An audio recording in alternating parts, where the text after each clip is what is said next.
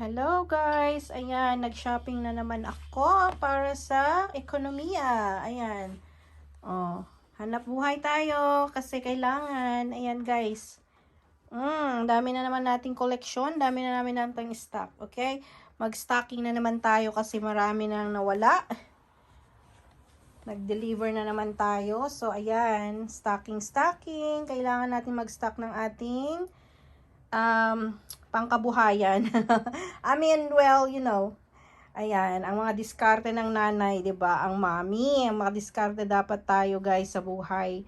Kailangan magsumikap at gamitin natin yung ating strength sa paghahanap buhay, 'di ba? Oh, ganyan lang 'yan. So, ayan ang aking mga stock ulit. Marami pang dadating, guys. Ayan. Napagod na si Daddy Vital na magbuhat-buhat. Kaya dapat marami pa sana kaming mabili. Pero dahil sumuko na siya, sabi niya next day ulit daw. Kaya ayan lang ang aking nakuha today. So, marami pang susunod. Stock tayo. Ayan. Magandang buhay, guys. Good vibes lang tayo.